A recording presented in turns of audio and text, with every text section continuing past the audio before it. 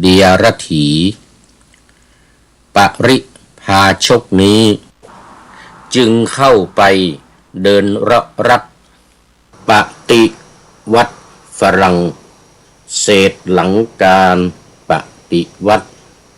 คริสตศักราช1789ผ่านมานโปเลียนโบนาปาร์ตเป็นจักรพรรดิของอาณาจักรฝรั่งเศสมาแล้วและได้เริ่มรุกราน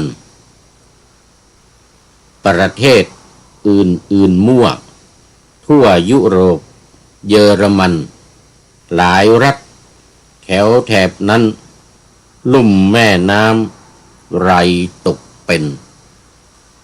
เมืองขึ้นของฝรั่งเศสกระทั่งได้คาดเข็นนโปเลียนบีบเน้นได้ประกาศยุบอาณาจักรโรมันอันศักดิ์สิทธิ์ยิ่งนักแห่งประชาชาติเยอรมันคร่าพระเจ้าจักรพรรดิฟรานซ์ที่สองแห่งออสเตรียต้องยอมเสียบัลลังก์นั้นคือชาติเยอรมันเหลือเพียงแค่ออสเตรียขอถวายความนอบน้อมแด่พระรัตนตรัยมีพระพุทธเจ้าเป็นต้นขอถวายความเคารพพระมหาเถระพระเถรานุเถระเจ้าคณะพระสังฆาธิการทั่วโลกมีพระธรรมเสนาบดีรองเจ้าคณะภาค7วัดพระธาตุดอยสุเทพเป็นต้นและขออำนวยพรแด่ท่านผู้ฟังท่านผู้ชมสาธุชนพุทธบริษัททั้งหลายวันนี้รายการพระไตรปิฎกลอยฟ้าก็ลอยมาจากวัดพระธาตุดอยสุเทพเยอรมันเขตฮิวชินบากเมืองซีเกนประเทศเยอรมนีเหมือนเดิมออกอากาศทางสถานีวิทยุ5 แห่งคือสถานีวิทยุพระพุทธศาสนาแห่งชาติและจริยธรรมวัดพระธาตุดอยสุเทพมีพ่อครูวรรลบนามวงพรหมเป็นผู้อำนวยการอาจารย์พระมหาประสิทธิ์ภาษาธิโกเป็นหัวหน้าสถานีและอาตมาภาพพระครูปริยัติยานุศาสตร์เป็นผู้บรรยายเวลา 23-24 นาฬิกาทุกวัน2 สถานีวิทยุเพื่อการศึกษาพระพุทธศาสนาและวัฒนธรรมสสว.วัดฝายหินตำบลสุเทพอำเภอเมืองจังหวัดเชียงใหม่มีพระครูสมุวิสุวัตวรกิจโยเป็นผู้อำนวยการ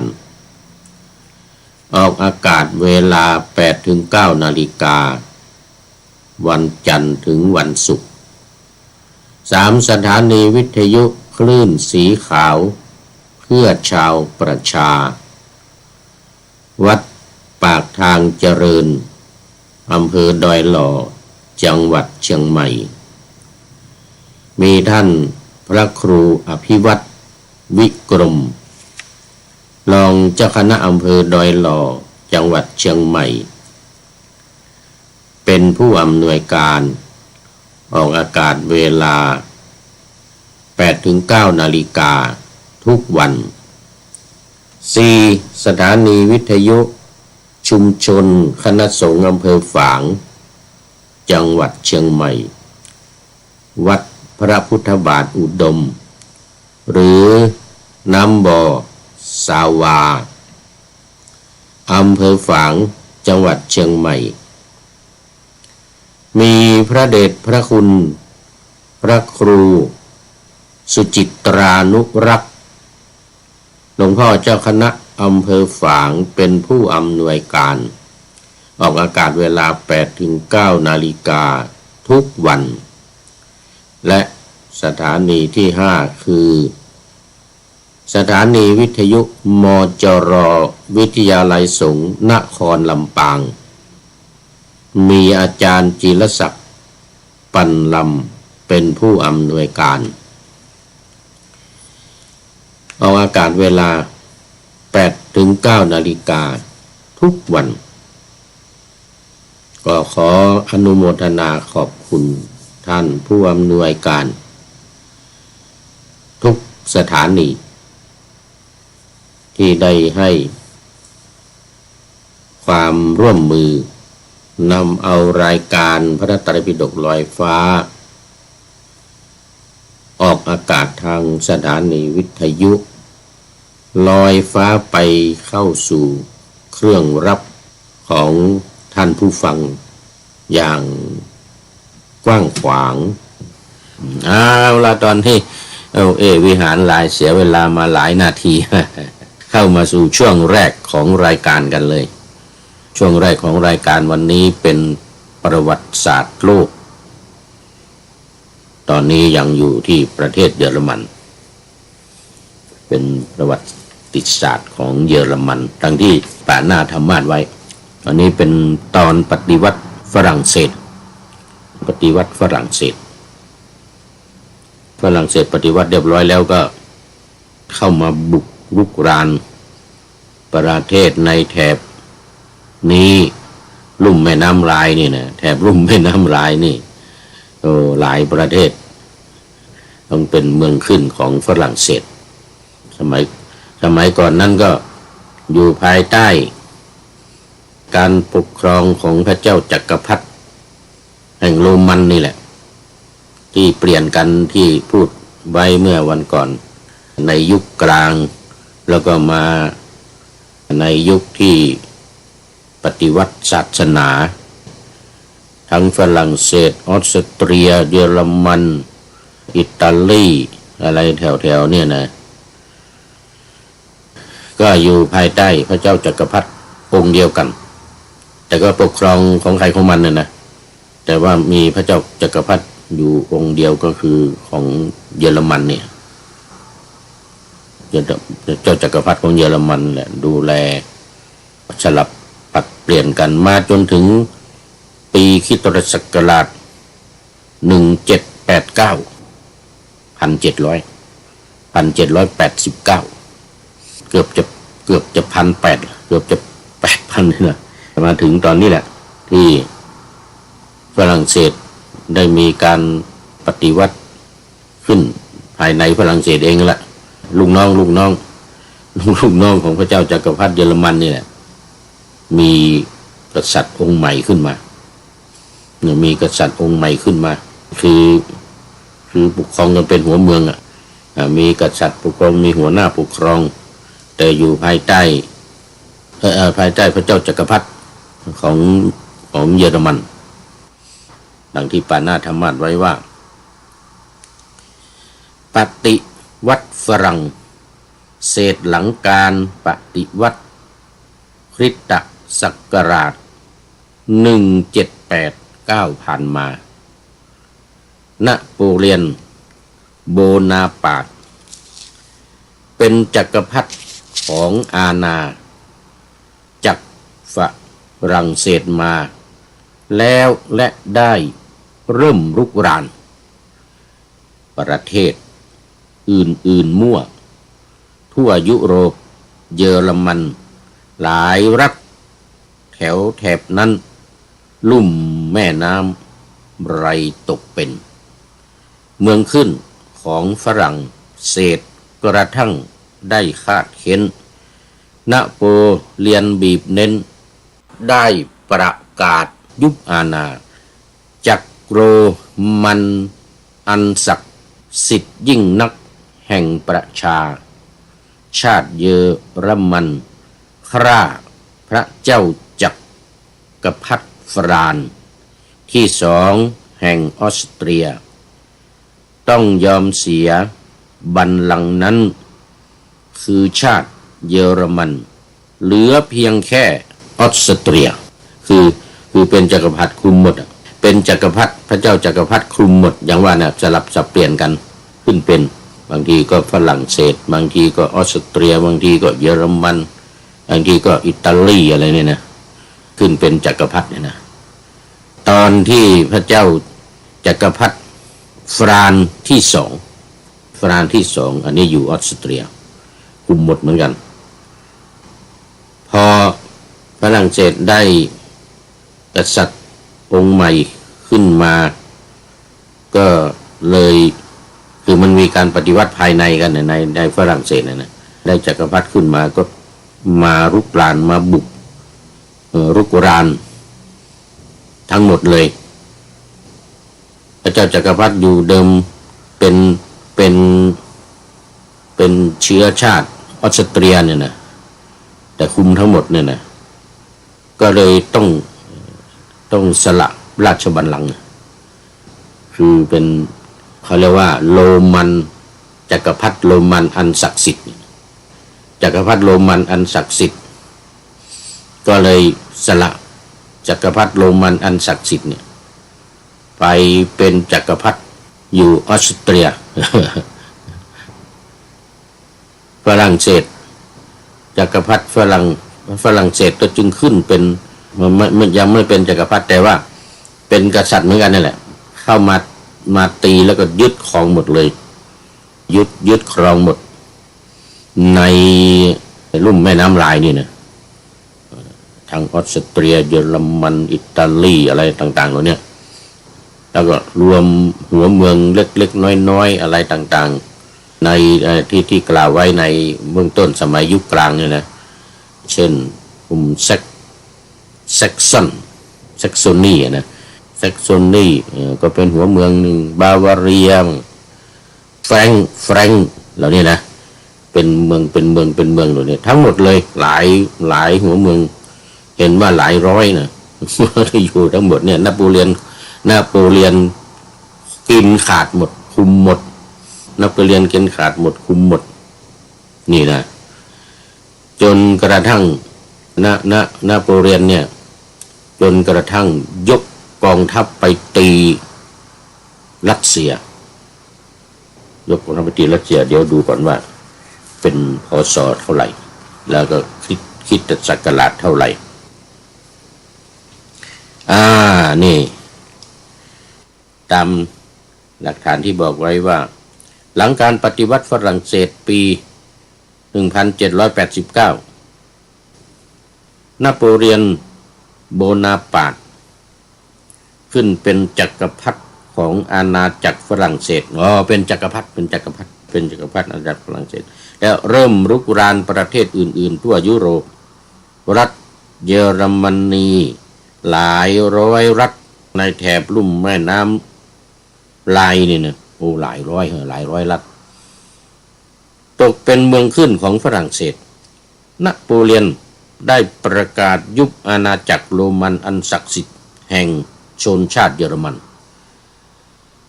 ทำให้จักรพรรดิฟรานที่สองแห่งออสเตรียต้องสละราชบัลลังก์จักรพรรดิเยอรมนีและดำรงตำแหน่งเพียงจักรพรรดิของออสเตรียแถมจำเป็นต้องเข้าเป็นพันธมิตรกับฝรั่งเศสอีกกระทั่งนโปเลียนนำทหารเยอรมันร่วมยกทัพไปตีรัสเซียเมื่อปี 1812นี่ปี 1812นโปเลียนยกกองทัพไปตีรัสเซียแต่ประสบความพ่ายแพ้ทหารเยอรมันที่เข้าร่วมล้มตายเป็นจำนวนมากนำมาสู่การสิ้นอำนาจของนโปเลียนในปี 1814 ในปี 1814 นี่เองคราวนี้เรามาดูว่าการปฏิวัติ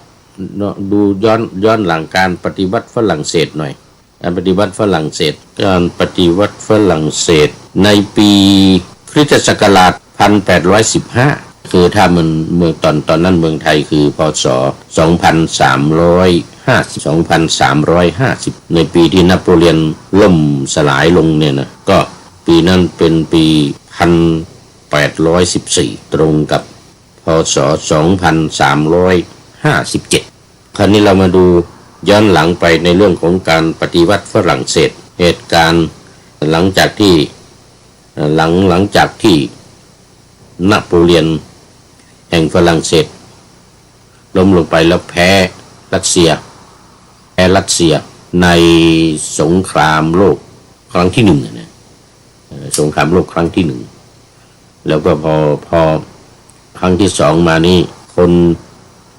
กษัตริย์ของออสเตรียนี่ไม่ใช่กษัตริย์นะเป็นคนออสเตรียนี่แหละ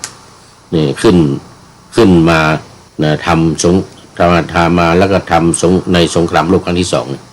ชื่ออะไรจำติดปากอยู่นะความจริงอ่ะอดอล์ฟฮิตเลอร์มาถึงอดอล์ฟฮิตเลอร์หลังจากนโปเลียนแพ้ไปเนี่ยนะอดอล์ฟฮิตเลอร์ก็ขึ้นพังงาดขึ้นมาแล้วก็พากันรบในสงครามโลกครั้งที่สองแต่ว่าวันนี้มันหมดเวลาในช่วงแรกจะแล้วมันจะต้องเอาไว้ก่อนละมาเล่าต่อจากนี้เล่าที่หลังเอาไว้แค่นโปเลียนก่อนแค่นโปเลียนแล้วก็นโปเลียนล่มสลายไปหมดอำนาจไปหลังจากนี้ยึดเยอรมันนโปเลียนของฝรั่งเศสยึดเยอรมันเจ้าจักรพรรดิฟรานซ์ที่สองต้องเสียสละราชบัลลังก์ลงไปเป็นกษัตริย์อยู่แค่ออสเตรียเอาไว้แค่นี้ก่อนวันครั้งต่อไปนะครั้งต่อไปก็ค่อยมาพูดกันเพราะว่าตอนนี้จะต้องพูดถึงธรรมะในวันนี้ก็เป็นสูตรใหม่สูตรที่4เรียกว่าอัญญติทิยสูตรว่าด้วยอัญญเดียรถีคือนักบวชนอกศาสนาพุทธของเราส่วนใหญ่ก็เป็นศาสนาพราหมณ์และศาสนาเชนสมัยนั้นมันมีอยู่2ศาสนาเท่านั้นเองเรื่องนี้ก็มาในข้อที่24นะหน้าที่43พระสุตตันตปิฎกเล่มที่16สังยุตตนิกายนิทานวรรคนิวรรคใหญ่นิทานวรรคแล้วก็นิทานสังยุตคำนี้มาวรรคน้อยก็คือทศพลทัสพระสุตตะสูตรว่าด้วยญาณที่เป็นกำลังของพระพุทธองค์10ประการอยู่ในวรรคน้อยวรรคเล็กเนี่ยก็มาในสูตรที่4พูดถึงเรื่องของเดียรถีก็สมัยที่พระพุทธเจ้าประทับอยู่ณเวรุวันเขตกรุงราชคฤห์วัดที่พระเจ้าพิมพิสารถวายสวนไม้ไผ่เวรุวันแปลว่าไม้ไผ่กลวงนะไม้ไผ่เล่มใหญ่ๆที่มันมีรูใหญ่ๆมันกลวงแต่ถ้าไม้ไผ่เล่มเล็กๆเนี่ยเขาเรียกลัทธิส่วนไม้ไผ่ก็ลัทธิวันเขาเรียกว่าไม้ไผ่ตันรูมันเล่มมันเล็กๆรูมันไม่เท่านิ้วก้อยหรอกเล็กกว่านิ้วก้อยนี้อีกแล้วก็มันจะแข็งแกร่งมากคนอินเดียใช้ทำเป็นไม้สักกะเท้าเวลาจะเดินไปโน่นมานี่จะเดินขึ้นภูเขาอย่างเงี้ยนะเขาจะใช้ไม้ไผ่ตันเนี่ยนะเป็นไม้สักกะเท้านะก็มาครั้นในเวลาเช้าท่านพระสารีบุตรครองอันตรวาสกถือบาทพาดจีวรเข้าไปบิณฑบาตยังกรุงราชคฤห์ ได้มีความคิดดังนี้ว่าการเที่ยวไปบิณฑบาตยังกรุงราชคฤห์เนี่ยนะยังเช้านักทางที่ดีเนี่ยเราพึงเข้าไปยังอารามของอัญญเดียรถีปริภาชกเถิดเหมือนกับที่ปานาธรรมาสไว้ปานาธรรมาสไว้ว่า อัญญติถิยะว่าด้วยอัญญเดียรถีตอนเช้าพระสารีบุตรครองอันตระวาศกถือบาทจีวรไปนครเขาเบญจาหรือเมืองคีรีห้ายังเช้านักทางที่ดี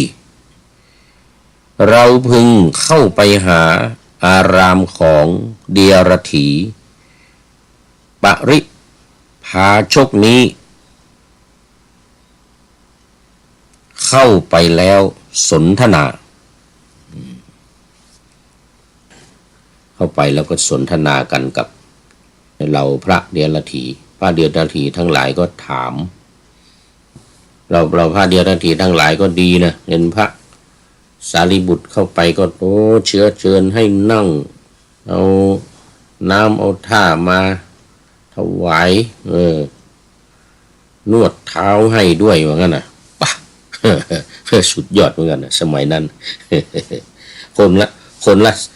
ะศาสนาน่ะคนละศาสนาครั้งนั้นแลท่านพระสารีบุตรเข้าไปยังสำนักอัญญเดียรถีอารามขอไปอารามของเดียรสนทนาปราศัยกันเป็นที่บันเทิงใจพอเป็นที่ระลึกถึงกันพวกอัญญเดียรถีปริภาชกนั้นแล้วก็นั่งที่สมควรพวกอัญญเดียรถีปริภาชกนั้นก็ได้กล่าวกับท่านพระสารีบุตรดังนี้ว่าต่อไปนี้เนื้อความมันจะเป็นเหมือนกับ3สูตรที่ผ่านมานะเหมือนกับ3สูตรที่ผ่านมาเดี๋ยวจะว่าฟังตอนต้นและตอนท้ายๆมันจะเหมือนกันหมดดังนี้ท่านพระสารีบุตรมีสมณพราหมณ์ฝ่ายกรรมวาทะพวกหนึ่งบัญญัติว่าทุกข์เป็นสิ่งที่ตนกระทำเองอันหนึ่งสมณพราหมณ์ฝ่ายกรรมวาทะพวกหนึ่งบัญญัติว่าทุกข์เป็นสิ่งที่คนอื่นกระทำให้สมณพราหมณ์ฝ่ายกรรมวาทะพวกหนึ่งบัญญัติว่าทุกข์เป็นสิ่งที่ตนกระทำเองด้วยและเป็นสิ่งที่คนอื่นกระทำให้ด้วยต่อไปนี้ก็เหมือนหมดเลยเหมือนกับที่สูตรที่1สูตรที่2เนี่ยก็เดี๋ยวขอสูตรที่2กับสูตรที่3ในทุติยทศพลแล้วก็อุปนิสยอุปนิสสะขอไปอุปนิสสะกันเลยที่เหมือนกันก็คือว่าก็ทำเองคนอื่นทำตัวเองทำด้วยคนอื่นทำด้วยแล้วก็ตัวเองไม่ทำคนอื่นก็ไม่ทำอย่างนี้นะ เหมือนกันเนี่ยเหมือนกันท่านพระสารีบุตรคราวนี้ท่านพระสารีบุตรเขาถามต่อก็ในวาทะเหล่านี้พระสมณโคดมตรัสไว้อย่างไรตรัสบอกไว้อย่างไรและพวกข้าพเจ้าจะตอบอย่างไรเมื่อมีคนถามจึงจะชื่อว่าตรงตามที่พระสมณโคดมตรัสไว้ไม่ชื่อว่ากล่าวตูพระสมณโคดมด้วยคำเท็จชื่อว่ากล่าวแก้อย่างสมเหตุสมผลทั้งไม่มีการคล้อยตามคำเช่นนั้นที่จะเป็นเหตุให้ถูกตำหนิได้นี่อัญญเดียรถีถามท่านพระสารีบุตรท่านพระสารีบุตรก็ตอบเหมือนกับที่พระพุทธเจ้า ตอบให้กับสูตรที่สองนะสูตรที่สามทุติยทศพลสูตรแล้วก็อุปนิสสสูตรนะเหมือนเดียวกันเลยโดยกล่าวว่าท่านทั้งหลายพระผู้มีพระภาคตรัสว่าทุกข์เป็นสภาวะที่อาศัยปัจจัยเกิดขึ้นก็คือนี่จะเริ่มในปฏิจจสมุปบาทนั่นเองเริ่มตั้งแต่อวิชชาอวิชชาไปอวิชชาสังขารวิญญาณนามรูปผัสสะเวทนาตัณหาอุปาทานภพชาติชรามรณะสุดท้ายถึงชรามรณะเหมือนเดียวกันอันนี้ก็จะไม่อ่านแล้วเพราะว่ามันยาวฟังแล้วมันน่ารำคาญก็ถือว่าปัจจัยมีปัจจัยเกิดอย่างนี้แล้วก็สายดับอีกเหมือนกันเนี่ยสายดับเนี่ยก็คือดับว่าดับอวิชชาดับก่อนเมื่ออวิชชาดับแล้วสังขาร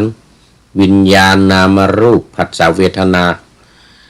ตัณหาอุปาทานภพชาติชรามรณะก็ดับตามกันไปเป็นแถว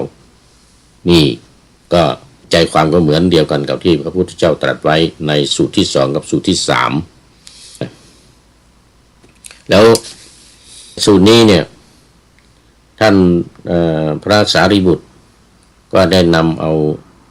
พุทธดำรัสที่พระพุทธองค์ตรัสก่อนที่จะกล่าวเรื่องนี้ว่าเราเนี่ยไม่ได้ถือว่าใครทำให้ใครทำให้เราทำเองเราไม่ทำเราทำอะไรไอ้ที่ท่านทั้งหลายว่านี่หรอกมันมีมันมีอยู่กรรมเนี่ยมันมีอยู่เราคนที่ทำนั่นน่ะเป็นผู้ที่ทำเองแต่ว่ามันเป็นไปตามปัจจัยตามเหตุตามปัจจัยคนทำใครทำคนนั้นก็รับกรรมไปไม่ต้องไปโทษคนอื่นเราไม่ต้องไปโทษตัวเองหรือตัวเองไม่ทำตัวเองทำอะไรกันไม่ต้องไปว่ายับยกซ้อนซับซ้อนซ่อนเงื่อนอะไรเนาะฟังมันเดือดฟังมันทำให้วุ่นวายซะเปล่าๆว่าไงเนี่ยฟังแล้วมันวุ่นวาย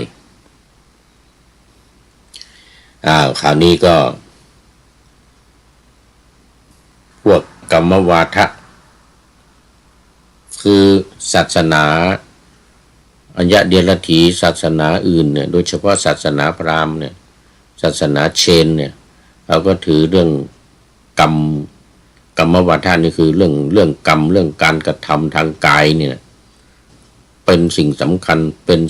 คัญมากสุดยอดเลยไม่ถือว่าใจไม่สำคัญมันสำคัญตรงวิธีการทำเข้าลักษณะว่าบาปอยู่ที่คนให้ทำกรรมอยู่ที่คนลงมือ เป็นลักษณะเนี้ยของเขาถือเอาไอ้ข้างหลังเนี่ยคือกรรมมันอยู่ที่กายกระทำเท่านั้นใจไม่เกี่ยวแต่พระพุทธเจ้านี่เราจะถือว่าใจเนี่ยสำคัญกว่ากายถ้าใจไม่สั่งแล้วกายไม่ทำเนี่ยทั้งมือทั้งเท้าทั้งปากที่พูดเนี่ยถ้าใจไม่สั่งมาเนี่ยนะมือเท้าก็ไม่ทำเพราะมือเท้ามันไม่มีใจนี่มือเท้าเนี่ยมันไม่รู้ขี้รู้ตดอะไรเหมือนนะ ถ้าใจเนี่ยสั่งมาพุทธองค์จึงตรัสว่าใจเป็นหัวหน้าใจเป็นใหญ่ทุกสิ่งทุกอย่างสำเร็จด้วยใจเท่านั้นของศาสนาอื่นเนี่ยเขาจะถือว่าเรื่องของ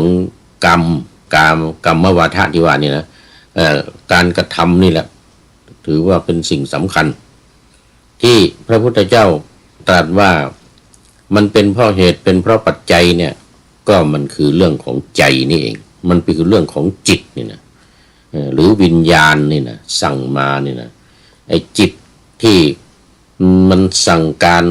แล้วก็จิตที่มันทำไมมันสั่งทำไมมันสั่งการเพราะมันไม่รู้ที่เรียกว่าอวิชชาพระพุทธองค์จึงรวบรัดมาตรัสว่าเราไม่กล่าวกรรมวาทะนั้นน่ะว่าถูกหรือผิดดีหรือไม่ดีมันเสียเวลา เรามาดูต้นเหตุของมันว่าอะไรทำให้เกิดกรรมวาทะเกิดวาทะว่ากรรมเนี่ยนะอะไรทำให้มันกรรมนี่มันเป็นไปเนี่ยก็คืออวิชชาใจของคนใดยังมีอวิชชาครอบงำอยู่เนี่ยมันก็ทำผิดมันก็เป็นปัจจัยให้เกิดเรื่อยๆแต่ถ้าจิตที่ได้อบรมมีปัญญาก็จะตัดอวิชชาดับอวิชชาเป็นเบื้องต้นอย่างในปฏิจจสมุปบาทนะพอดับอวิชชาปุ๊บมันก็จะไปสายดับเลยทีเนี้ยสังขารวิญญาณนามรูปผัสสะสลายตนะผัสสะเวทนาตัณหาอุปาทานภพชาติชราและมรณะมันก็ดับเป็นสายเกิดเป็นสายที่ถูกต้องเป็นสัมมาทิฏฐิถ้าสายขอไปเป็นสายดับเป็นสัมมาทิฏฐิถ้าเป็นสายเกิดมันก็เป็นมิจฉาทิฏฐิเท่านั้นเองที่ไปถือว่ากายเป็นส่วนสำคัญอันนี้ก็จบในเรื่องนี้ที่ท่านพระสารีบุตรก็กล่าวว่าในวาทะทั้งสี่นั้นทุกที่พวกสมณพราหมณ์ฝ่ายกรรมวาทะบัญญัติว่าเป็นสิ่งที่ตนทำเองก็เกิดขึ้นเพราะผัสสะเป็นปัจจัยทุกที่พวกสมณพราหมณ์ฝ่ายกรรมวาทะบัญญัติว่าเกิดขึ้นเพราะอาศัยเหตุที่ตนกระทำเองก็มิใช่คนอื่นกระทำก็มิใช่มันก็เกิดเพราะผัสสะตกลงว่าทุกสิ่งทุกอย่างนั้นมันเกิดเพราะผัสสะคือการถูกต้องกันระหว่างอายตนะภายนอกอายตนะภายในหรืออะไรสัมผัสของอายตนะภายใน6ตาหูจมูกลิ้นกายนี่เพราะมีสลายตนะหรือตาหูจมูกลิ้นกายและใจนี่นะมันจึงเกิดการถูกต้องกับอายตนะภายนอกคือรูปเสียงกลิ่นรสสิ่งของและความคิดที่มันเกิดขึ้นกับใจสิ่งของกระทบกับกายนี้เองมันเป็นปัจจัยสำคัญเป็นเหตุสำคัญพระพุทธองค์จึงทรงตรัสเรื่องปฏิจจสมุปบาทไว้อย่างละเอียดที่สุดถูกต้องที่สุดในเรื่องของการเกิดและการดับในเรื่องของความทุกข์และความสุขคือถ้าเกิดก็เป็นทุกข์ถ้าดับก็เป็นสุขจบ เดชท่านพระสารีบุตรก็อธิบายตามที่พระพุทธเจ้าได้ตรัสไว้คราวนี้ก็สมัยหนึ่งเราอยู่ที่เวรุวันนะสถานที่ให้เหยื่อกระแตเขตกรุงราชคฤห์ขันในเวลาเช้าก็ครองอันตรวสกถือบาทภาพจีวรเข้าไปบิณฑบาตยังกรุงราชคฤห์อานนท์เราได้มีความคิดดังนี้ว่าการเที่ยวไปบิณฑบาตยังกรุงราชคฤห์ยังเช้านักทางที่ดีเราพึงเข้าไปยังอารามอัญญเดียรถีปริภาชกเถิดอันนี้คือท่านพระสารีบุตรเล่าให้พระอานนท์ฟังเพราะว่าพระอานนท์เนี่ยจะเป็นผู้ที่นำไปพูดในการทำสังขายนาครั้งที่1ที่ว่าเอวเมสุตังเนี่ยข้าพเจ้าได้สดับมาอย่างนี้เนี่ยก็คือจะต้องไปสดับจากพระพุทธเจ้าสดับจากพระอรหันตสัมมาสัมพุทธเจ้าโดยเฉพาะท่านพระสารีบุตรซึ่งเป็นผู้ที่ทรงจำแม่นยำเป็นทรงมีปัญญาอันเฉียบแหลมฟังเอาไว้จำเอาไว้เพราะว่าพระพุทธองค์ก็จะปรินิพพานไปก่อนท่านพระสารีบุตรก็จะปรินิพพานไปก่อนการทำสังคายนานั้นมันจะมีหลังที่ท่านทั้งสองก็คือพระพุทธเจ้าและพระธรรมเสนาบดีเนี่ยปรินิพพานไปแล้วงั้นเพราะฉะนั้นพระอานนท์เนี่ย ต้องมีความจำเป็นที่จะต้องท่องจะต้องจำธรรมะที่พระพุทธเจ้าตรัสไว้แล้วก็ที่ท่านพระสารีบุตรนำมาแสดงก็ต้องจดจำไว้ทุกอย่างครั้งนั้นเราได้เข้าไปอารามของพวกเดียรถีปริภาชกได้สนทนาปราศัยปริภาชกก็ได้ถามเราว่าท่านพระโคดมเนี่ยสมณพราหมณ์ฝ่ายกรรมวาทะพวกหนึ่งบัญญัติว่าทุกข์เป็นสิ่งที่ตนกระทำเองเป็นต้นนี่เราให้พระอานนท์ฟังก็เป็นต้นอีกเหมือนกันตอนที่พูดให้กับอัญญะเดียรถีทั้งหลายฟังก็เหมือนเดียวกันเป็นต้นเหมือนกันมาพูดให้พระอานนท์ฟังก็เป็นต้นเหมือนกันคราวนี้ก็ไปตอนจะไม่อ่านแล้วเอาไปตอนสุดท้ายเลยนี่ยาวมากถ้าอ่านก็จะเสียเวลาเพราะว่ามันเหมือนกันอันนี้ก็มาตอนผัสสะเวทนาเหมือนกันหมดเหมือนกันหมดมาเอาตอนท้ายนี้หน่อยว่าสายดับสายเกิดก็คือเหมือนเดียวกันกับสายดับเลยนะเพราะผัสสะดับเวทนาจึงดับเพราะเวทนาดับตัณหาจึงดับต่อไปเรื่อยเลยผัสสะเวทนาตัณหาอุปาทานเนี่ยนะตัณหาดับอุปาทานจึงดับเพราะอุปาทานดับภพจึงดับเพราะภพดับชาติจึงดับเพราะชาติดับชรามรณะโสกะปริเทวะทุกขโทมนัสอุปาญาตจึงดับความดับแห่งกองทุกข์ทั้งมวลนี้มีได้ด้วยประการฉะนี้ข้าแต่พระองค์ผู้เจริญข้าพระองค์ถูกถามอย่างนี้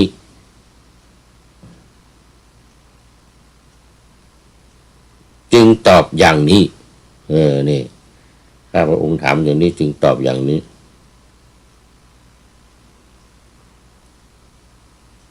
เอาละคราวนี้จบสูตรที่สี่สูตรที่สี่นี่ก็จบต้องดูเวลาก่อนตอนนี้มันยังพอมีเวลายังพอมีอยู่มันต้องอีกหนึ่งสูตร ต้องอีกหนึ่งสูตรแล้วเดี๋ยวนี้ต่อไปเป็นสูตรที่สี่มีชื่อว่าภูมิชสูตรว่าด้วยพระภูมิชพระผู้มีพระภาคประทับอยู่เชตวันกรุงสาวัตถีคราวนี้ย้ายไปสาวัตถีแล้วทีนี้ในข้อที่24ในข้อที่24หน้าที่48ข้อที่24หน้า40ในนิทานวรรคเหมือนกันแล้วก็นิทานสังยุตตนิกายพระสุตตันตปิฎกเล่มที่16เอาละมาดูเนื้อหาประทับอยู่เชตวันเหมือนเดิมครั้งนั้นท่านพระภูมิชออกจากที่หลีกเร้นในเวลาเย็นออกที่หลีกเล่นออกที่ทำสมาธิภาวนาเนี่ยเข้าฌานสมาบัติอะไรก็ว่าไปเข้าปฏิบัติที่ปฏิบัติที่หลีกเล่นนี่คือที่ปฏิบัติเข้าไปหาท่านพระสารีบุตรถึงที่อยู่ได้สนทนาปราศัยพอเป็นที่บันเทิงใจเป็นที่ระลึกถึงกันแล้วท่านพระสารีบุตรนั่งหน้าที่สมควรได้ถามท่านพระสารีบุตรว่าท่านพระสารีบุตรสมณพราหมณ์ฝ่ายกรรมวาทะพวกหนึ่งบัญญัติว่าสุขและทุกข์เป็นสิ่งที่ตนกระทำเองเป็นต้นอันนี้ก็เหมือนเดิมอีกเหมือนเดิมแต่เปลี่ยนจากทุกข์เป็นสุขแค่นั้นเองเปลี่ยนจากทุกข์เป็นสุขนั้นใจความนี้จะเหมือนเดียวกันหมดเลยพวกกรรมวาทะที่ว่าตนเนี่ยทำเอง ตนเนี่ยไม่ได้ทำคนอื่นทำให้คนอื่นก็ไม่ได้ทำตนเองก็ไม่ได้ทำเหมือนเดิมคำถามเหมือนเดิมเพียงแต่เปลี่ยนคำว่าจากทุกข์เนี่ยเป็นสุขคราวนี้เวลาท่านพระสารีบุตรตอบว่าพระสมณะโคดมตรัสอย่างนี้อย่างนี้อย่างนี้เนี่ยนะก็เปลี่ยนมาเน้นในเรื่องของสายดับคือดับอวิชชาดับอวิชชาเสร็จแล้วก็มันจึงเกิดความสุขไม่ต้องไปพูดถึงว่าตัวเองทำหรือคนอื่นทำตัวเองไม่ได้ทำคนอื่นก็ไม่ได้ทำนั่นอย่างที่ว่านี่นะซ้อนไปซ้อนมาซ้ำไปซ้ำมานี่นะไม่ต้องมาพูดถึงต้นเหตุสาเหตุของมันเลยถึงปัจจัยของมันเขาเรียกปัจจัยการปฏิจจสมุปบาทนี่เขาเรียกเป็นปัจจัยการคือสิ่งที่เกิดอาศัยกันสิ่งนี้มีสิ่งนี้จึงมีสิ่งนี้ไม่มีสิ่งนี้ก็ไม่มีความสุขที่จะเกิดขึ้นได้นี่ก็เพราะว่าสิ่งนี้ไม่มีสิ่งนี้มันดับก็คือปฏิจจสมุปบาทสายดับนั่นเองก็ถามเหมือนเดียวกันกับเรื่องของความทุกข์ท่านพระภูมิชะนี่นะถามเหมือนเดียวกันในวาทะทั้งสี่นั้นเป็นไปไม่ได้ที่พระสมณพราหมณ์ฝ่ายกรรมวาทะบัญญัติว่าสุขและทุกข์เป็นสิ่งที่ตนกระทำเองจะเสวยสุขและทุกข์เว้นจากผัสสะสมณพราหมณ์ฝ่ายกรรมวาทะก็ว่าอย่างเดียวกันดังนั้นท่านพระสารีบุตรเมื่อได้ตอบคำถามให้กับท่านพระภูมิชะเนี่ยเหมือนเดียวกันกับ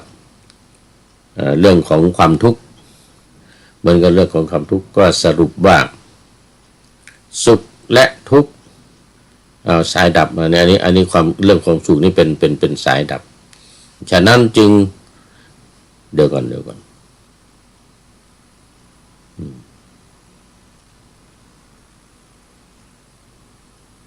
ท่านพระสารีบุตรก็กราบทูลพระพุทธเจ้าแล้วพระพุทธเจ้าก็ตรัสกับท่านพระสารีบุตรและท่านพระอานนท์ว่าบุคคลปรุงแต่งมโนสังขารซึ่งเป็นปัจจัยให้สุขและทุกข์เป็นไปในภายในเกิดขึ้นด้วยตนเองบ้างปรุงแต่งมโนสังขารซึ่งเป็นปัจจัยให้สุขและทุกข์ที่เป็นไปในภายในเกิดขึ้นเพราะคนอื่นบ้างบุคคลรู้สึกตัวอยู่ว่ามโนสังขารที่เกิดขึ้นเป็นปัจจัยให้สุขและทุกข์ที่เป็นไปในภายในเกิดขึ้นบ้างอานนท์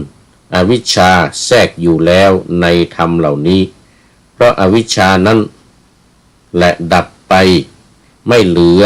ด้วยวิราคะกายซึ่งเป็นปัจจัยให้สุขและทุกข์ที่เป็นไปในภายในเกิดขึ้นนั้นจึงไม่มีวาจาซึ่งเป็นปัจจัยให้สุขและทุกข์ที่เป็นไปในภายในเกิดขึ้นนั้นจึงไม่มีมโนซึ่งเป็นปัจจัยให้สุขและทุกข์ที่เป็นไปในภายในเกิดขึ้นนั้นจึงไม่มีขอบเขตจึงไม่มีขอบเขตอายตนะไม่มี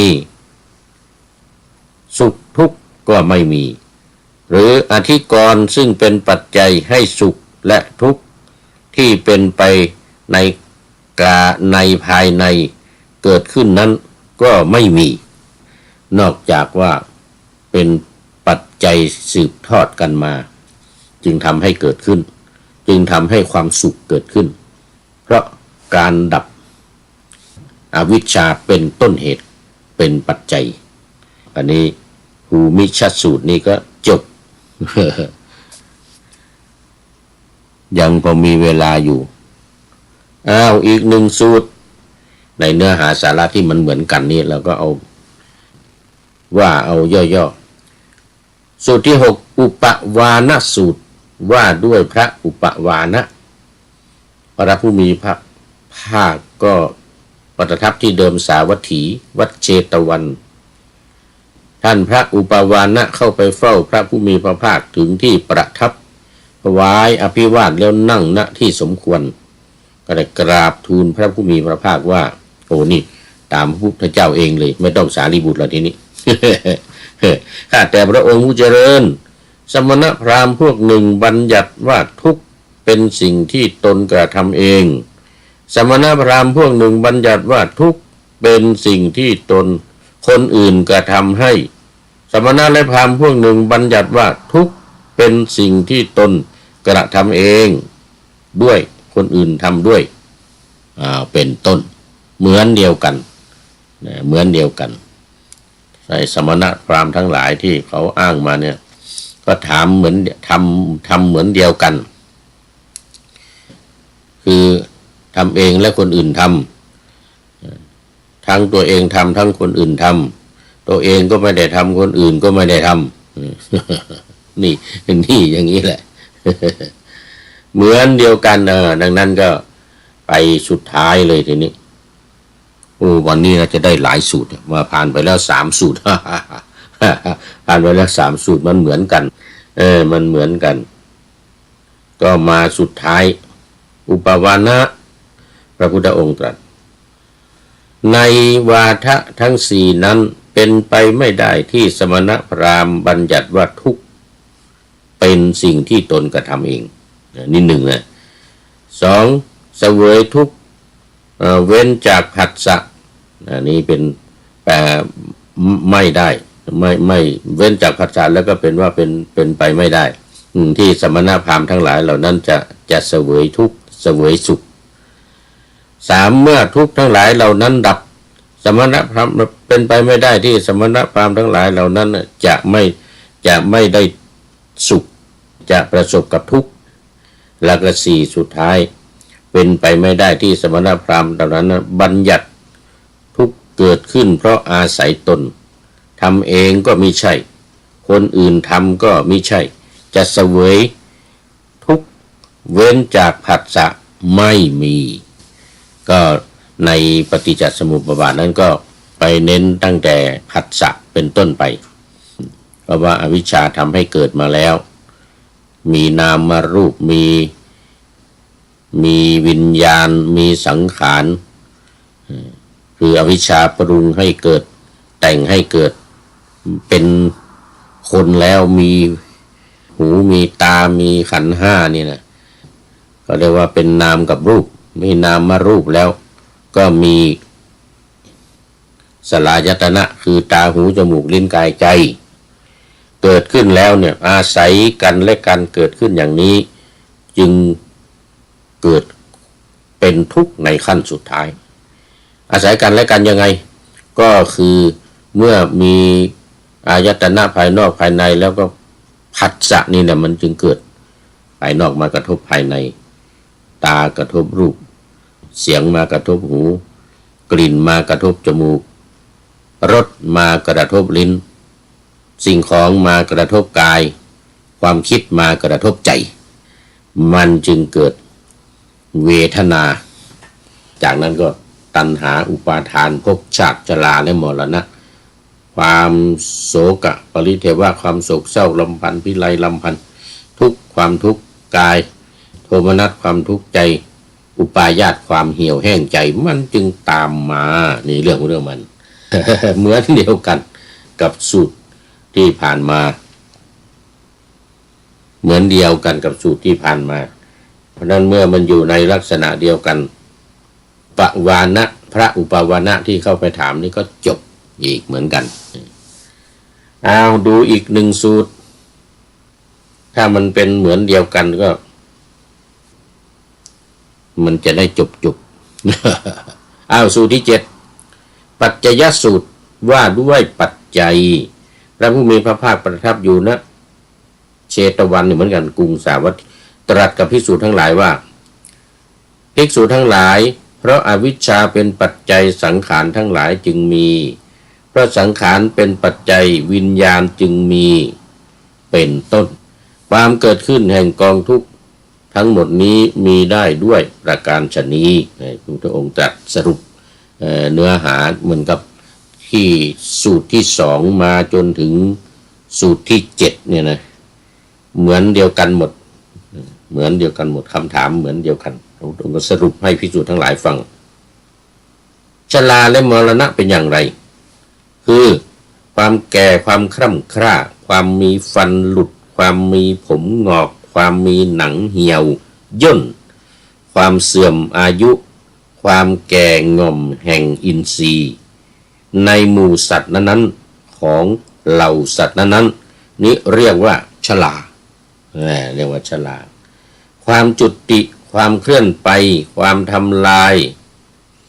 ไปความหายไปความตายกล่าวคือมฤตยูการทำกาละความแตกแห่งขันธ์ความทอดทิ้งร่างกายความขาดแห้งชีวิตินทรีย์ของเหล่าสัตว์นั้นๆจากหมู่สัตว์นั้นๆที่เรียกว่ามรณะชราและมรณะดังพรรณนามานี้เรียกว่าชราและมรณะเพราะชาติเกิดชราและมรณะจึงเกิดเพราะชาติดับชราและมรณะจึงดับ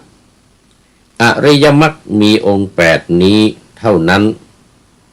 ที่จะเป็นหนทางเป็นแนวทางในการที่จะเข้าสู่ความดับอวิชชาได้คือ 1. สัมมาทิฏฐิ 2. สัมมาสังกัปปะ 3. สัมมาวาจา 4. สัมมากัมมันตะ 5. สัมมาอาชีวะ 6. สัมมาสติ 6. สัมมาวายามะ 7. สัมมาสติแล้วก็ 8. สัมมาสมาธิชอบอันนี้ก็เป็นเนื้อหาก็เหมือนเดียวกันชื่อว่าปฏิปทาที่ให้ถึงความดับแห่งชราและมรณะชาติเป็นอย่างไรภพเป็นอย่างไรตัณหาเวทนาอุปาทานถอยมาผัสสะสลายตนะวิญญาณสังขารและอวิชชาก็สาวถอยมาหาต้นเหตุ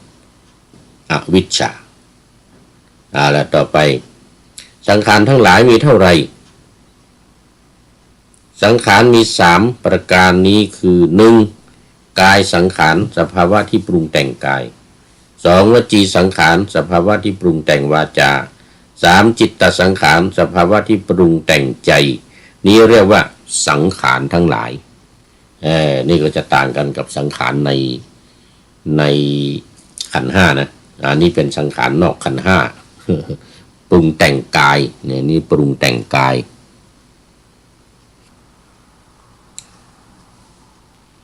เพราะอวิชชาเกิดสังขารจึงเกิดเพราะอวิชชาดับสังขารจึงดับความเกิดแห่งปัจจัยอย่างนี้รู้ชัดความดับแห่งปัจจัยอย่างนี้รู้ชัดเมื่อนั้นอริยสาวกนี้เราเรียกว่าเป็นผู้ถึงพร้อมด้วยทิฏฐิ1บ้างผู้ถึงพร้อมด้วยทัศนะบ้างผู้ถึงพร้อมด้วยสัจธรรมนี้บ้างเห็นสัจธรรมนี้บ้างประกอบด้วยญาณทัศนะอันเป็นเสขะบ้าง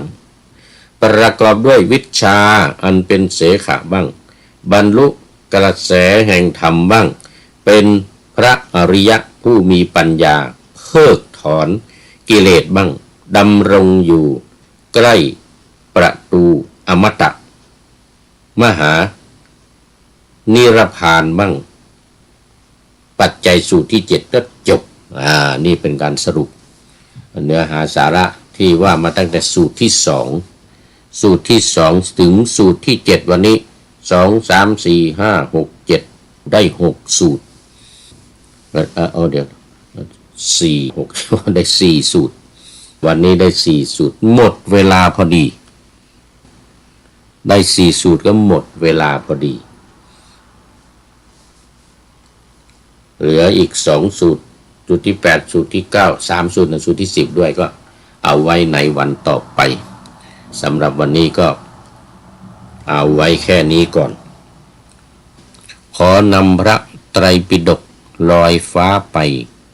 จากผู้ฟังทั้งหลายในโลกล่าวันต่อไปจะได้จรย้อนกลับมาสู่สถานีใหม่ให้ท่านฟังอย่าลืมเปิดวิทยุหรือเครื่องรับโทรศัพท์โมบายคอมพิวเตอร์ผัง YouTube เฟซเพจไลน์ให้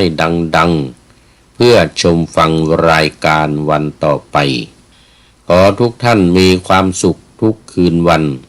นำธรรมะประกอบการงานทั้งหลายเช่นขยันทำงานทางวาจากายใจขวนขวายกิจการงานนานาบำเพ็ญสาธารณประโยชน์เว้นสิ่งที่มีโทษโหดเยี่ยงสาประกอบแต่กรรมดีมีราคาแสวงหาเงินทองครองใจคนเสียสละพลทรัพย์นับมากน้อยไม่ให้ล้านก็ให้ร้อยไม่ด้อยผลเอื้อคนรวยช่วยคนยากฝากคนจนให้ทุกคนเท่ากันมาตรฐานเดียวขอเจริญพร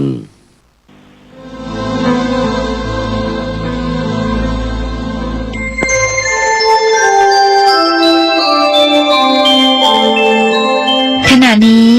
ท่านกำลังฟังสถานีวิทยุ